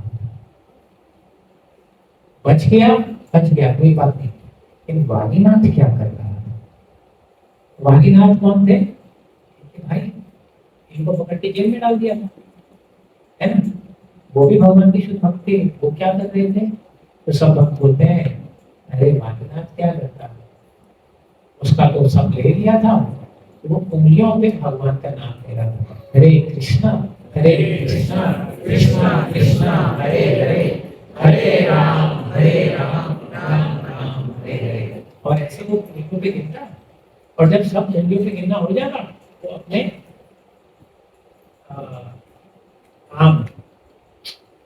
अपने हाथ पे एक लकीर मार, तो ऐसे वो उस पे लकीर गिनने के लिए, है ना?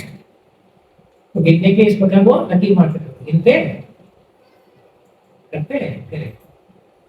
सुनी महाप्रभु भैया परम आनंद, के भूचिते पारे गोरे कृपा छंद बंद। जैसे ही महाप्रभु ये सुनते हैं तो उनका चेहरा पहली बार खिल जाता है। तो अच्छा, हे नकारी काशी मिश्र आएगा प्रभु स्थाने, प्रभु तारे कहे किछु सब उद्वेग वचने। तो उसी समय जब ये सब वार्ता चल रही थी, काशी मिश्र जो है वहां आ गए थे। महाप्रभु कहाँ रह रहे थे? जगन्नाथपुरी में, गंभीरा में। किसका घर था वो? काशी मिश्रा। तो काशी मिश्रा के घर में, गंभीरा मतलब अंदर वाला कमरा, वहां श्री चैतन्य महाप्रभु निवास करते हैं। काशी मिश्रा जो थे राजा के गुरु थे, लेकिन रोज दोपहर को आते और श्री चैतन्य महाप्रभु के चरण दबाते जब वो विश्राम कर रहे थे। समय हो गया था, ये सब सुबह चल रहा था। जैसे दोपहर हुई, काशी मिश्रा आ गए, और जैसे ही काशी मिश्रा को देखा तो महाप्रभु थोड़े क्रोधित हुए। जिया रहते नारियामो अलाल नाथ, नाना उपद्रव इहा ना कोई सोनिनाथ। महाप्रभु ने मैं इधर बहुत हो गया, मैं अलालना चाह रहा, अब मैं बर्दाश्त नहीं करता। भावनंद राय गोष्ठी करे राज विषय, नाना प्रकार करे तार राजा द्रव्य गए। ये देखो ये भावानंद राय उसका परिवार राजा के सेवा में लगा हुआ है। तो क्या उपद्रव करते हैं ये सब मुझे समझ नहीं आ रहा। सब गड़बड़ घोटाला करते रहते हैं, गड़बड़ घोटाला वो करते हैं, सब भाग के मेरे पास आते हैं और मुझे परेशान करते हैं। मैं क्यों ये सब सहूं? राजा गोपीनाथ यदि चांगे चढ़ाईगा, चार मारे लोगासी मोरा जानीगा। चांगा पे चढ़ाए गोपीनाथ को, 4 बार लोग मेरे पास आ चुके हैं, गोपीनाथ को बचाओ, गोपीनाथ को बचाओ, गोपीनाथ को बचाओ। अरे मैं तो भिक्षुक हूं, मैं क्या कर सकता हूं? आज ही तारे जगन्नाथ करिला रक्षण, काली में राखी बे यदि ना दिबे राजन।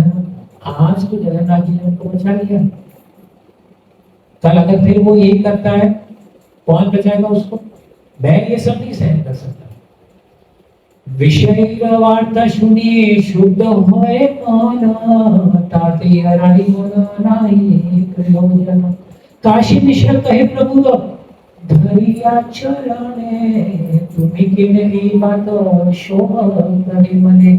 सन्यासी विरक्त तुम्हारा कासाने संबंध, व्यवहार लागे तुम भाजे से ज्ञानंद।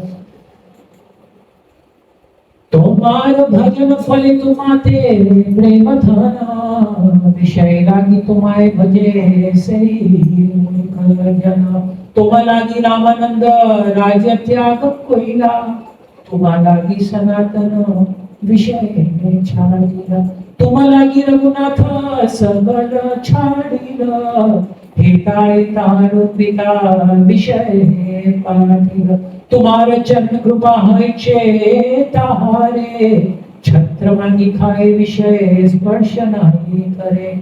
रामानंदेर भाई गोपीनाथ महाशय, तुम्हा हुई तो विषय वांछा तारा इच्छा। तो फिर जो है कौन बोलने लगे? कौन बोले ये सब? काशी मिश्र। किसको? आप बोलो मुझे पता है महाप्रभु आप तो सन्यासी हैं, आपको इस सबसे क्या लेना देना है? लेकिन आपकी बात समझ क्यों नहीं है? गोपीनाथ पटनायक आपका शुद्ध भक्त है, वो कोई भौतिक इच्छा नहीं कर रहा। जो भी आपके भक्त हैं उनके भाई रामानंद राय, अरे वो तो गवर्नर थे,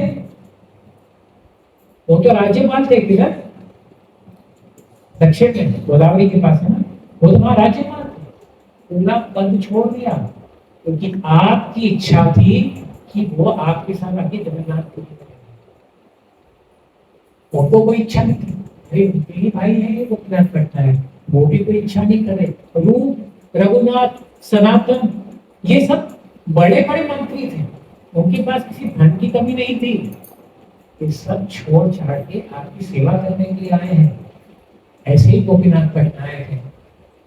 ऐसा नहीं है कि गोपीनाथ पटनायक आपसे कुछ चाह रहा है और गोपीनाथ पटनायक आए आपके पास। गोपीनाथ पटनायक तो एक बारी भी नहीं आए, ना उन्हें किसी को भेजा, ये सब आए अपनी स्वेच्छा से। प्रभु गोपीनाथ पटनायक ने नहीं भेजा था, ये इनके स्नेही मित्र हैं, स्नेहवश वो सब आपके पास आए।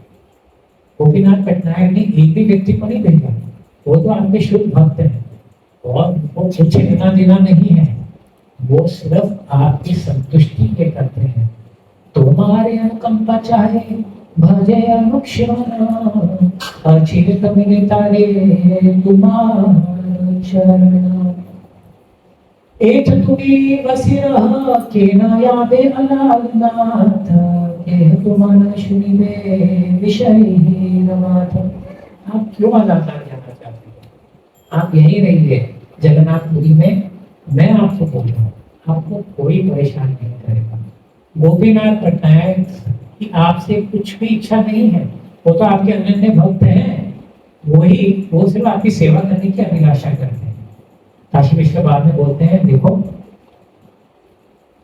अगर आप चाहते हैं कि गोपीनाथ पटनायक की रक्षा हो तो ये तो जगन्नाथ जी की रक्षा करेंगे, और अगर आप चाहेंगे तो आगे भी वही उनकी रक्षा करेंगे। एक बोली काशी मिश्र गेला स्वमंदिरे, मध्याह्न प्रतापपुत्र आया थारो घरे। प्रतापपुत्र एक आछी रहे थे श्री पुरुषोत्तम नित्यासी करे मिश्रेर पाद संपाह जगन्नाथ सेवा करे बिहार श्रवण। तो जब ये बात वार्तालाप खत्म हो गई, काशी मिश्र चले गए अपने घर, मतलब अपने कमरे में, घर को उनके लिए। जैसे वो अपने घर गए तो राजा आ जाते हैं। कौन? राज प्रताप, क्योंकि उनका नियम भी होता है काशी मिश्र महाप्रभु की सेवा करते हैं और राजा नियमित रूप से आके अपने गुरु काशी मिश्र की सेवा करते हैं। तो उनका समय हो गया तो वो वहां आ गए और जैसे ही राजा काशी मिश्र के पैर दबाने लगे तो काशी मिश्र ने मौका का पैदा उठा दिया और बोले देव शुभ आर एक अपरूप पात महाप्रभु क्षेत्र छाड़ी जबे नारायण। अभी बात तो छेड़नी थी लेकिन कैसे बोले, राजा है उनको बुरा भी नहीं लगना चाहिए और है तो वो राजा के गुरु ही ना, वो जानते हैं। तो बोलते हैं अरे महाप्रभु आज बोल रहे थे कि वो पुरी में नहीं रहना चाहते, पलायन चले जाएंगे। सुनी राजा दुखी हो गया, पूछे देना कारण तब मिश्र कहता है सब विवरण। फिर जो है जैसे ये बोलते हैं तो राजा से कहा नहीं जाता, उनके अरे सब छोड़ छाड़ के मैं इधर क्यों बैठा हूं, क्योंकि वास्तव में उनकी राजधानी कहाँ थी? कटक में। लेकिन पुरी में क्यों आके रहते थे? क्योंकि महाप्रभु थे। अभी महाप्रभु ही नहीं रहेंगे तो मैं पुरी में आके करूंगा क्या? तो राजा से रहा नहीं जाता, तो राजा ही पूछ लेता है। काशी मिश्रा कुछ नहीं बोलते हैं, राजा पूछते हैं, तभी वो बोलते हैं। बोलते क्यों जाएंगे? फिर जो है काशी मिश्र पूरा विवरण करते हैं। गोपीनाथ पटनायक यबे चांग चढ़ाई तार सेवक सदासी प्रभु रंगहिल शून्य शोभित होइल महाप्रभु रमान क्रोधे गोपीनाथ कइल बहुत भत्सन अचेंद्र होय करे राजा विषय नाना सतपटे करे राजा लग गए धर्मस्वादिक ऐ होय राजा धन ताहरि भोग करे महापतिजन राजा वर्तन खायार चूड़ी करे राजा दंड होय से शास्त्रे विचारे निज कोड़ी मांगे राजा नहीं करे दंड राजा महाधर्म करे होई पापी भजन।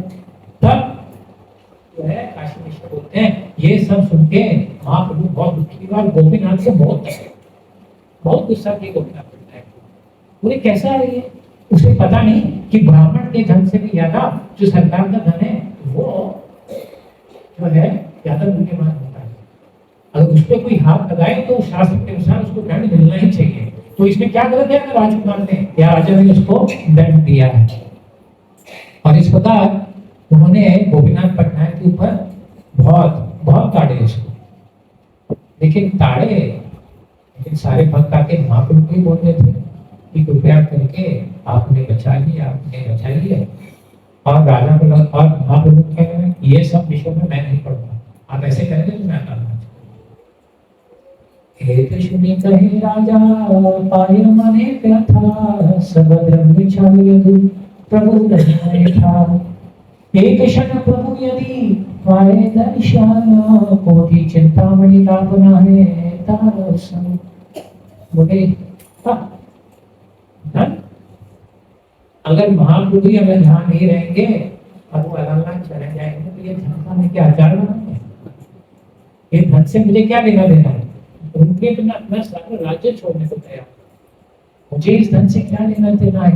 एक क्षण प्रभु यदि पाए दर्शन कोटि चिंता मिला बनाए तारसन।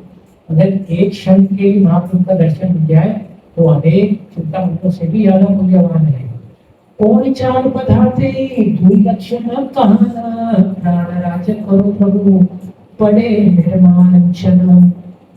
मिश्र कहे कोड़ी छाड़ी बाप नाही प्रभु रब माना तार दुख पाइए नाहे आसन। बोले काशी विश्वनाथ बोलते अरे ऐसा नहीं है, महाप्रभु नहीं चाहते कि जो उसका करे वो आप माफ कर दो।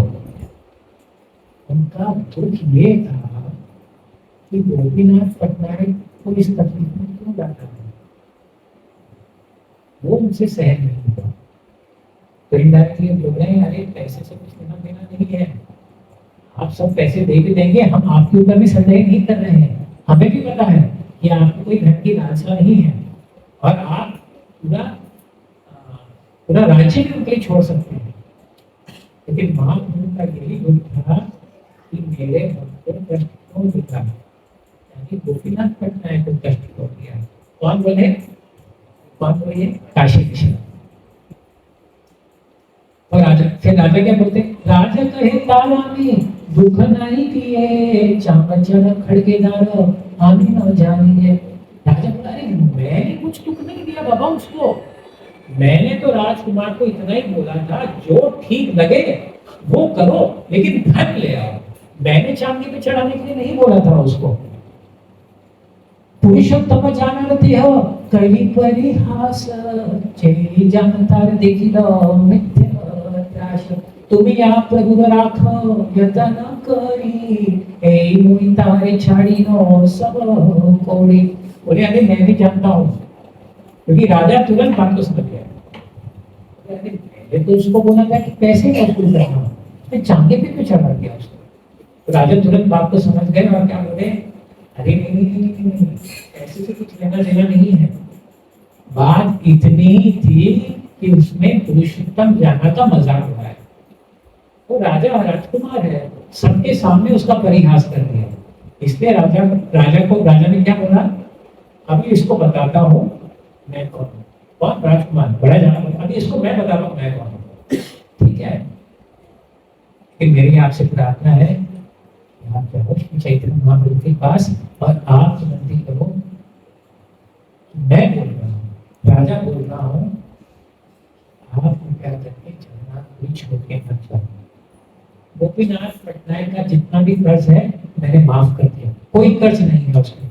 मिश्रा करे कोड़ी छाड़ी वो नहीं प्रभु मने, कोड़ी छाड़ी प्रभु कदाचित दुख माने। राजा करे खोड़ी छाड़ी वो यह नहीं कही बात, सजो मोर प्रिय तारो यह जनाई। अभी दोस्तों, अभी एक दूसरे को पाचक करने की कोशिश कर रहे हैं, है ना। मैं तो भगवान की भक्ति झगड़ा कर लिया अभी, कोई बात नहीं, लेकिन अभी मित्रता कर लेते हैं, शांत हो जाते हैं। तो क्या बोलते हैं वो, देखो ये क्या है, 2 लाख का ना, हाँ कोई कर सकता। काशी विश्व बोलते नहीं, माफ मत करना, अगर माफ करेंगे तो महाप्रभु को लगेगा कि मेरे लिए माफ कर दिया, उनके ऊपर कर्जा हो जाएगा, वो ये सहन नहीं कर पाएंगे। बोलते नहीं, वो बोलते नहीं, आपने ऐसे नहीं करना हो, महाप्रभु को जाके बोलिए परिवार के लोग हैं, परिवार के लोग के ऊपर भी कर्ज होता है क्या। गोपीनाथ पटनायक का परिवार, भावानंद राय का परिवार मेरा ही परिवार है, परिवार वाले के ऊपर कैसे कर्ज हो गया, कोई कर्ज नहीं है। अरे छोड़ो, भावानंद राय हमारो पूजा द्रवित, तार पुत्र गणे हमारे सही प्रीत, एक मुरे मिश्रे नमस्कारी राजा घरे गेला, गोपीनाथ बड़ जनाय ताकि आनेगा। तो ये सब हो गया, राजा तुरंत घर गए, गोपीनाथ पटनायक को बुलाया और राजकुमार को बुलाया, तुम 2 मिनट खड़े हो। राजा कहे सब कोड़ी तुम्हारो छाटी लो, सही माजा लाठिया डंडो अब तुम्हारे तो दिलो। दोनों भी, राजकुमार को भी खड़ा कर दिया, गोपीनाथ पटनायक को भी खड़ा कर दिया। और दोनों क्या बोले, राजकुमार के सामने बोल रहे हैं, कौन, राजा बोले अभी मैं मीडिएटर हूँ, मैं डिसाइड करूंगा। क्या बोले, देख जितना इसका पैसा था मैं माफ कर रहा हूँ, ठीक है, और इसका जो क्षेत्र था जाके लड़का पार्टनर वो भी इसको मैं वापस दे रहा हूँ, वो जाके उधर ही कर वसूल करेगा। और इतना ही नहीं, गोपीनाथ पटनायक को बोलते हैं, देख तेरे को लग रहा है मैं तेरे को कम पैसे दे रहा हूँ, तो तू बोल तेरे को कितना चाहिए, ठीक है चल तू बोल मत, मैं ही उसको डबल कर दूंगा, आज से तेरी तनख्वाह दुगनी। और उतना ही नहीं, वहां जाके धंधा पाठ दिया तेरे को, एक और जगह देना, वहां भी तू जाके कर ले, ठीक है। और क्या चाहिए बोल, फिर जो है राजा क्या करते हैं, हे तबली ने तथति तारे पर आइला प्रभु आज्ञा लय हो विदाय तुम दिला। फिर वो गोपीनाथ पटनायक को बुलाते हैं और उसको जो है रेशमी कपड़ा सम्मान के रूप में प्रदान करते हैं। बोलते हैं जाओ अभी महाप्रभु के पास जाओ, उनके पास जाओ, उनकी आज्ञा लेने के बाद ही आप कर जाओ। इस प्रकार जो है गोपीनाथ भावानंद राय सबके साथ महाप्रभु के पास आ जाते हैं। और फिर जब महाप्रभु के पास आते हैं तो सबका सब जो परिवार है महाप्रभु के चरणों में गिर जाता है। तो उसके बाद जो है महाप्रभु जब इन सबको देखते हैं फिर पहले क्या बोलते हैं, सब विषय सुखदिते प्रभु नाही मनोगत निवेदन प्रभावे तबु फले फल के कहिते पारे गौरेर आश्चर्य स्वभाव ब्रह्म शिवादि नाने पायंत्र भाव एक काशी मिश्रासी प्रभु न चरणे राजा चरित्र सर्व के निवेदने। प्रभु कहे काशी मिश्र कि तुम करिला राजा प्रतिग्रह तुम्हें आमर करिला। मिश्र कहे सुन प्रभु राजा बचने कपड़े राजा के निवेदन। प्रभु ये नहीं जाने न राजा मार लागिया कोई लक्ष्यगान को भी दिले छड़िया। जैसे ही सब महाप्रभु पास आते हैं महाप्रभु देख के बोलते हैं, काशी मिश्र बोलते हैं अरे राजा ने माफ कर दिया, कोई कर्ज नहीं है उसके ऊपर। महाप्रभु बोलते हैं काशी मिश्रा ये क्या किया तुमने, मेरे बिहाफ पे मेरे और से तुमने ये सब किया है, अभी मैं कर्जदार बन गया हूँ राजा, ये तुमने ठीक नहीं किया। बोले नहीं नहीं नहीं ऐसा नहीं है, मैं आपको बताता हूँ राजा ने क्या हुआ। राजा बोले अरे ये सब तो मेरे परिवार के ही लोग हैं, मैं कर्ज क्या माफ करता हूँ, इसकी तनख्वाह भी दुगनी कर देता हूँ और इसको और क्षेत्र भी देता हूँ। और क्या है उन्होंने स्वयं किया है, आपको में से कुछ नहीं किया। इसलिए राज महिला में राजा कहूँ राम राय कई नहीं देख धाय। अरे आप भूले रामानंद राय तो वहां राज्यपाल थे राजमुंड्री में, उन्होंने वहां जितना घोटाला किया उसका तो कुछ लेन देन ही नहीं है। घोटाला कुछ किया नहीं था लेकिन बोलने के बाद there is practically no account of whatever money he took and distributed in that position। क्योंकि इतना विश्वास था रामानंद राय के ऊपर इसका राजा का, उन्होंने उनसे कभी हिसाब नहीं मांगा है ना, कभी ब्यूरो चेक करनी नहीं है कि इसका मंदिर में क्या हो रहा है कभी पूरा विश्वास था उनका, इसको बोला है ये जो करेगा वो कर सकता है, ये कुछ नहीं कुछ पूरा उनका ऊपर विश्वास है, ऐसा नहीं है। इसलिए गोपीनाथ पटनायक भी जो क्या कर रहा है उससे उनको कोई लेना देना नहीं है, सिर्फ वो राजकुमार के साथ थोड़ा अनबन हो गया इसलिए सब कुछ हो गया। जानते तो कोई रवि मोहि नहीं जानो भावे पुत्र सबे आत्म सब मानो। ये सब राज और कौन कह रहा, राजा कह रहा है। राजा कह उसको जाके बोला अरे मैंने कुछ नहीं किया, ये सब घोटाला राजकुमार ने किया है, मेरे से बिना पूछे उसने ये निर्णय ले लिया, ये सब तो मेरे परिवार वाले लोग हैं, उसको ये पता नहीं है। क्योंकि वो परिवार वाले लोग हैं इसलिए मैंने ऐसा किया, आपका इसमें कोई भी दोष नहीं है। जैसे ही श्री चैतन्य महाप्रभु ये सब सुनते हैं बोलते हैं पांच पुत्र सैत्यासी त्वरित चलने उठाया कबूतरी कहने रामानंद राय आदि सबे मिलला भारत राय कभी भूलि लागिला। जो भावानंद राय क्या बोलते हैं भक्त वात्सल्य वे प्रकट करिला पूर्वयेन पांच पांडवे विदित धरिला। बोले महाप्रभु कृष्ण के मुख में आपने ही पांच पांडवों की रक्षा की और वही आप आज दिखा रहे हैं कि कैसे जो भक्त हैं आपको बहुत प्रिय है, उनका दुख आप सहन नहीं कर सकते और सहन नहीं कर सकते वो तो बात अलग है।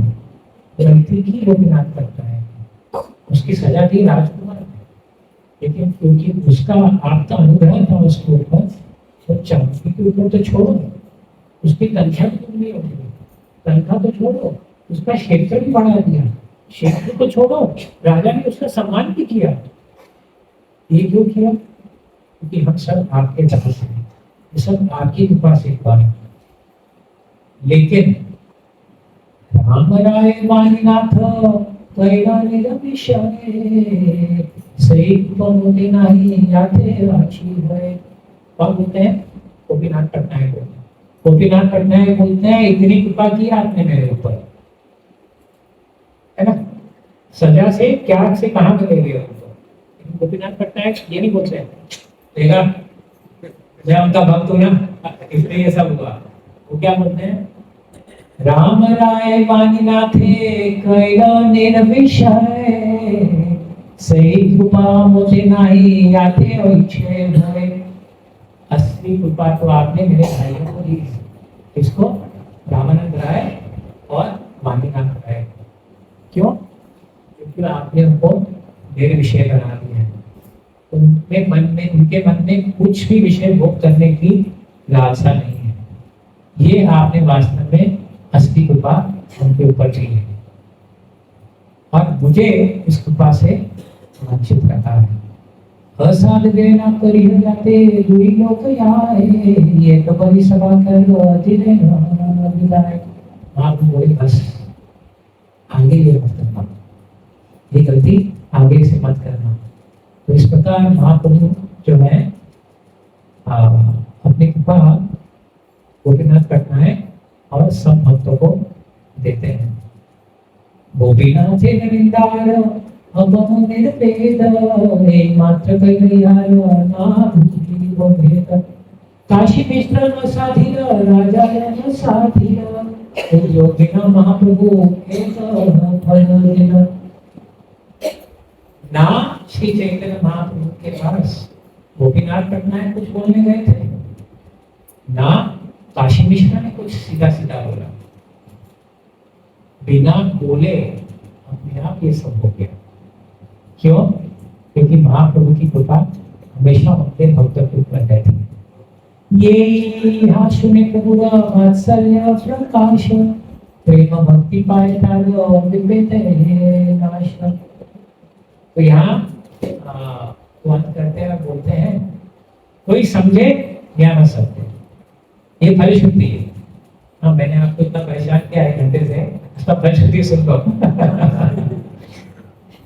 कृष्णदास कविराज गोस्वामी बोलते हैं कि कोई समझे या ना समझे, लेकिन अगर इसके बारे में वो सुनता है कि कैसे गोपीनाथ पटनायक को श्री चैतन्य महाप्रभु ने अपनी कृपा दी, तो क्या फल बोलते हैं?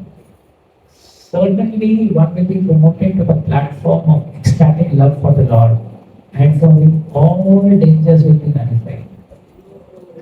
जो भी इस लीला को सुनेगा वो श्री चैतन्य महाप्रभु के प्रेम को अवश्य रूप से पाएगा और उसके लिए जीवन में कोई भी खतरा नहीं रहेगा। कौन आशीर्वाद दे रहे हैं? कृष्णदास कविराज गोस्वामी। श्री रूप रघुनाथ पदे यार आश चैतन्य चरितामृत कहे कृष्णदास। इस प्रकार कृष्णदास कविराज गोस्वामी बताते हैं कि कैसे महाप्रभु के भक्त सदैव जो है महाप्रभु के शरणागत हैं, क्योंकि उन्होंने शरणागति स्वीकार की है, इसलिए उनको कृष्ण प्रेम बनना अनिवार्य है और उनके लिए जीवन में कभी कभी खतरा नहीं रहेगा। श्री चैतन्य महाप्रभु की जय, भगवान की जय। बहुत प्रेमानंद। हरे